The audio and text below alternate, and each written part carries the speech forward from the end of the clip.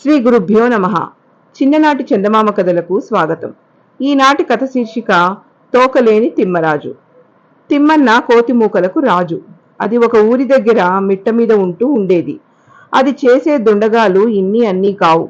పిల్లలేమిటి పెద్దలేమిటి, దాని పేరు చెబితేనే భయపడిన వాళ్ళు లేరు. తిమ్మన్న తన కోతి సమూహాన్ని వెంటేసుకుని ఆ చుట్టుపట్ల ఉన్న తోటల్లో పడి అందిన పళ్ళు కాయలు తిన్నన్ని తిని మిగతావి కొరికి కింద పాడేసి చెట్లన్నీ ధ్వంసం చేస్తూ ఉండేది. ఒక రోజున తిమ్మన్న తిమ్మపల్లి వచ్చింది. వచ్చి అక్కడ ఒక పాడుబడిన గోడ మీద కూర్చుని ఈ ఊళ్ళో వాళ్ళని ఏ విధంగా ఏడిపిద్దామా అని తీరిగ్గా ఆలోచిస్తూ కూర్చుంది. తిమ్మన్న పొడుగాటి తోక గోడ రెండో వైపున వేలాడుతూ ఉంది. అక్కడ నాగజముడు కింద ఉన్న సంగతి పాపం తిమ్మన్నకు తెలియదు. ఇంతలో ఒక పిల్లవాడు అటుపోతూ చేతిలో ఉన్న జామకాయను విసిరివేశాడు. అది తీసుకోవడానికి తిమ్మన్న ఎగిరి దూకి జామకాయ తీసుకుని తిందామని కూర్చుంది. ఇంకేం, అక్కడ ఒక రక్కసి ముళ్ళు ఉండి తోక మొదట్లో గుచ్చుకుంది. తిమ్మన్న కెవ్వున కేక వేసి ఎగిరి అవతలికి దూకింది. ఆ ముళ్ళు లాగాలని ఎంతో తిప్పలు పడింది, కానీ అది రాలేదు. తిమ్మన్న ఇలా అవస్థ పడుతూ ఉండగా ఆ ఊరి మంగలి తిమ్మప్ప ఆ దారినే పోతూ తిమ్మన్నను చూసి ఇలా అన్నాడు. అదేమిటో తిమ్మన్నా, ఏమిటిలా పీక్కుంటున్నావు, ఏమిటి సంగతి అని. మంగలి మామ, పాడు ముళ్ళొకటి నా తోకలో గుచ్చుకుందోయ్ అన్నది. ఓస్, ఇంతే గదా, నే తీసేస్తాలే ఉండు అన్నాడు మంగలి. బాబాబు, నీకు పుణ్యం ఉంటుంది, తీద్దు అని తొందర చేసింది తిమ్మన్న. తీస్తా, తొందరపడమాకు, నువ్వు కదలకుండా మెదలకుండా కూర్చోవాలి. అలా అయితేనే తీయగలను, లేకపోతే నా వల్ల కాదు అన్నాడు మంగలి. ఓ, ఇంతే కదా, అదేం భాగ్యం, నువ్వు ఏం చెప్పితే అది చేస్తా. రాతి బండకి మళ్ళీ కూర్చుని ఉంటాను, సరేనా అంది తిమ్మన్న. మంగలి పొదిలో నుంచి కత్తి తీసి నెమ్మదిగా ముళ్ళు గుచ్చుకున్న చోట బొచ్చు గొరగబోయాడు. కత్తి తోకకు తగలగానే తిమ్మన్న ఒక్క మాట ఎగిరి పడింది. ఇంకేం, తోక సర్రున తెగిపోయింది. వెంటనే తిమ్మన్న మంగలి చేయి లంకించుకుని, ఓరి నీ చెయ్యి విరగా, తిమ్మన్నరాజు తోక తెగగొయ్యగడానికి నీకు చేతులెలా వచ్చాయిరా దుర్మార్గుడా, మళ్ళీ నా తోక నాకు పెట్టమన్నా పెట్టు, లేదా ఆ కత్తైనా ఇచ్చిపో అని నిలవేసింది. తిమ్మన్న, ఇందులో నా తప్పేముంది చెప్పు, నువ్వు కదిలావు, తోక తెగింది, నేనేం కావాలని తెగ్గోసానా, నా బ్రతుకు ఈ కత్తిలోనే ఉంది, అది ఇస్తే నా గతేం కావాలి చెప్పు అని అడిగాడు మంగలి విచారంగా. నువ్వు బతికితే నాకేం, చస్తే నాకేం, నా తోక కోసినందుకు నీకు ఇది శాస్తి అంటూ తిమ్మన్న మంగలి చేతిలోంచి కత్తి లాక్కుని ఉడాయించింది. తిమ్మన్న కొంత దూరం వచ్చి అక్కడ ఒక మర్రి చెట్టు మీద కూర్చుని తెగిన మొండితోక చూసుకుందామని ప్రయత్నించింది, కానీ అది కనిపించలేదు. ఇంతలో అక్కడికి ఒక మామిడి పళ్ళమ్మి పళ్ళ తట్టి నెత్తిన పెట్టుకుని వచ్చి చెట్టు నీడన కూర్చుని తట్టలో పండు ఒకటి తీసుకుని తినడం మొదలుపెట్టింది. తిమ్మన్న అమ్మితో, అమ్మి అమ్మి, అదేమిటి అట్లా నోటితో కొరుక్కుని తింటామే, చక్కగా కత్తితో తోలు తీసి సన్నని ముక్కలు కోసుకుని తినరాదు అన్నది. తిమ్మన్న, బీరముండను, నాకు చాకులు కత్తులు ఎక్కడొస్తాయి అన్నది పండ్లమ్మి. నా దగ్గర ఒక మంచి కత్తి ఉంది, కావాలంటే కాసిన కాయలు కోసుకుని తిను, ఇంతలోకే ఏం అరిగిపోతుంది అని అన్నది తిమ్మన్న కత్తి ఇచ్చి. పండ్లమ్మి 4-5 పళ్ళు కోసుకున్నది. ఒక్క ముక్క కూడా తనకు పెట్టలేదే అని తిమ్మన్న చూస్తుంది. పండ్లమ్మి తిరిగి కత్తి తిమ్మన్నకి ఇచ్చింది. తిమ్మన్న కత్తి వంక చూసి, ఎంత నంగనాచివమ్మా, కత్తి అంతా మొండి చేసి ఇస్తున్నావే, నే ఇచ్చినప్పుడు తలతలా మెరుస్తున్నదే, ఇప్పుడు ఎట్లా ఉందో చూడు, పదునంతా పోయింది, నాకు అక్కర్లేదు పాడు కత్తి, నువ్వే ఉంచుకో, కత్తికి బదులు ఆ పళ్ళ తట్ట ఇచ్చి వెళ్ళు అన్నది తిమ్మన్న దర్జాగా. పాపం పళ్ళమ్మి తెల్లబోయింది. తిమ్మన్న, నేనేం గొంతులో కొట్టుకున్నా ఈ కత్తి తీసుకుని, ఏదో ఈ పళ్ళమ్ముకుని 4 డబ్బులు సంపాదించుకుని పొట్టపోసుకుంటున్న దాన్ని, నా నోట్లో మట్టి కొట్టకు అన్నది పండ్లమ్మి.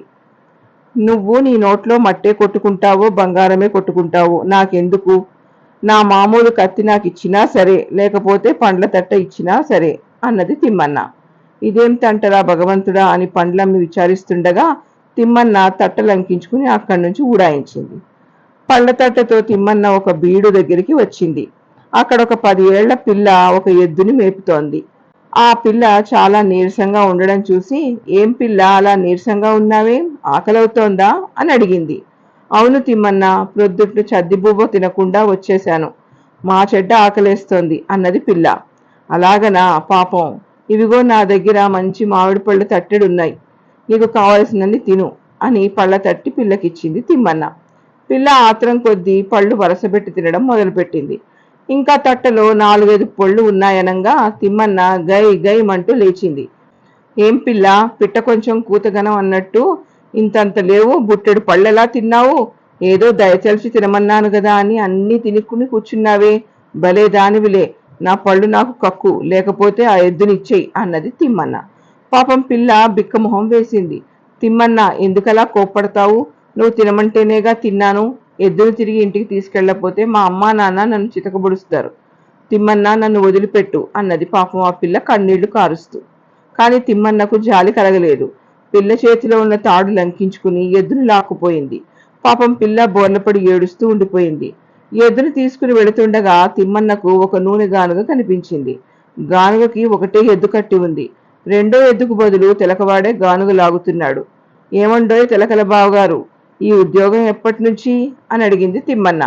ఏం చేసేది తిమ్మన్న, రెండో ఎద్దు నిన్ననే చచ్చింది. గానుగా ఆడితేనేగా డొక్కాడేందుకు, అందుకనే నాకు ఈ కర్మ అన్నాడు తెలకవాడు. అలాగటోయ్, నా దగ్గర ఇదిగో ఈ ఎద్దు ఉన్నది, కావలిస్తే ఇవాళకి మీ గానుగ ఆడించుకో అంది తిమ్మన్న. చాలా మంచివాడివి తిమ్మన్న, సాయంత్రం లోపల నీ ఎద్దు నీకు ఇస్తాలే అన్నాడు తెలకవాడు. తిమ్మన సాయంత్రం తెలకవాడి దగ్గరికి వచ్చింది. తెలకవాడు ఎద్దును తిరిగి ఇచ్చేశాడు. తిమ్మన్న ఎద్దు వంక యగాదిగా చూసి, ఏమోయ్ తెలకల బావా, డొక్కలు పీక్కుపోయేదాకా పని చేయించుకుని ఇస్తున్నావా నా ఎద్దును? చూడు, ఇప్పుడో ఇహనో కాసేపట్లో చచ్చేటట్లుంది. నువ్వే ఉంచుకో, నాకు అక్కర్లేదు. నా ఎద్దుకు బదులు నీవు ఆడించిన నువ్వులు నూనంతా ఇచ్చేయి అన్నది. తెలకలవాడు తెల్లబోయి, తిమ్మన్న, ఇలాగనటం నీకు న్యాయమేనా? నూనె ఇస్తానని నేను చాలా మంది దగ్గర డబ్బులు కూడా ముందుగానే తీసుకున్నానే. నూనె ఇవ్వకపోతే నన్ను బ్రతకనిస్తారా? క్షమించు, నూనె ఇవ్వలేను అన్నాడు. ఏమిటి ఇవ్వలేవు? ఎలా ఇవ్వవో చూస్తా అంటూ తిమ్మన్న నూనె చట్టి నెత్తిన పెట్టుకుని దౌడు తీసింది. తిమ్మన్న నూనె చట్టి నెత్తిన పెట్టుకుని వస్తుండగా దోవలో ఓ ముసలి అవ్వ అట్లు పోస్తున్నది. తిమ్మన్న అవ్వ దగ్గరకు పోయి కూర్చుని, అవ్వా అవ్వా, నువ్వు దోశలు కుప్పలు కుప్పలుగా పోస్తున్నావే గాని కమ్మని వాసనే రాదేం? ఇలాంటివి ఎవరు కొంటారు నీ దగ్గర? మంచి పప్పు నూనెతో తయారు చేస్తే ఎంతో మంది వస్తారు కొనటానికి అన్నది. తిమ్మన్న, నువ్వు చెప్పేది నిజమే, కానీ బీదదాన్ని, మంచి నూనె పప్పు నూనె ఎక్కడి నుంచి తేను అన్నది అవ్వ. అవ్వ, నీకు నిజంగా కావలసి ఉంటే ఇదిగో నా దగ్గర చట్టెడు మంచి నూనె ఉన్నది, నీకు కావలసినంత వాడుకో, నాకు మాత్రం ఒక్కటంటే ఒక్క దోశ పెట్టు చాలు అన్నది తిమ్మన్న. అవ్వ సరేనని నూనె తీసుకుని దోశలు పోయడం మొదలుపెట్టింది. అవ్వ దగ్గర ఉన్న పిండి అంతా అయిపోయింది. చట్టిలో నూనె కూడా సగానికి పైగా అయిపోయింది. అవ్వ చట్టి తిరిగి తిమ్మన్నకి ఇచ్చేసింది. తిమ్మన్న చట్టిలోకి తొంగి చూసి, అవ్వా, ఏమోననుకున్నాను, భలేదానివే. ఈ కాస్త నూనె నేనేం చేసుకోను, నువ్వే ఉంచుకో. నువ్వు పోసిన ప్రతి దోశలోనూ నా నూనె ఉన్నది, అందుకని దోశలు నావి, మిగిలిన నూనె నీది అన్నది. అవ్వకు ఏమీ తోచలేదు. పొయ్యి మీద గొట్టంతో దేహశుద్ధి అయితే గాని తిమ్మన్న వదలడనుకుని గొట్టం కోసం పొయ్యి వైపు తిరిగింది. ఇదే సందు గదా అని తిమ్మన్న దోశల దొంతర నెత్తిన పెట్టుకుని ఒకే పరుగు తీసింది. దోవలో తిమ్మన్నకు ఒక మనిషి రండోలు మోస్తూ కనిపించాడు. తిమ్మన్న, ఏం రండోలు బావా, ఎక్కడికి ప్రయాణం అని అడిగింది. ఇంకెక్కడికి తిమ్మన్న, పక్క ఊరిలో పెళ్లికి పిలిచారు అన్నాడు రండోలువాడు. సరేనని ఇద్దరూ కలిసి నడుస్తున్నారు. ఇంతలోకే ఒక ఏరు దగ్గరికి వచ్చారు. తిమ్మన్న రండోలు వాడితో, రండోలు బావా, చాలా దూరం వచ్చాం, కాళ్ళు లాగుతున్నాయి కదూ, కమ్మని దోశలు కాసిని తిని ఆ ఏట్లో నీళ్లు కడుపు నిండా తాగితే ఎంతో హాయిగా ఉంటుంది అన్నది. నిజమే, కాని ఈ నట్టడివిలో మనకి దోశలేం ఆకాశం నుంచి రాలుతాయా అన్నాడు రండోలువాడు. ఆకాశం నుంచి రాలటం ఎందుకోయ్, మన దగ్గర లేకపోతే కదా. ఇవిగో నా దగ్గర బోలెడు కమ్మటి దోశలున్నాయి, కాళ్ళు చేతులు కడుక్కురా, తిందాం అన్నాడు తిమ్మన్న. సరేనని రండోలువాడు కాళ్ళు చేతులు కడుక్కొచ్చి దోశలు తీసుకుని తినటం మొదలుపెట్టాడు. తిమ్మన్న మాత్రం పక్కన చూస్తూ కూర్చున్నది. రండోలువాడు వంచిన తల ఎత్తకుండా దోశ మీద దోశ గొంతు దాకా మెక్కాడు.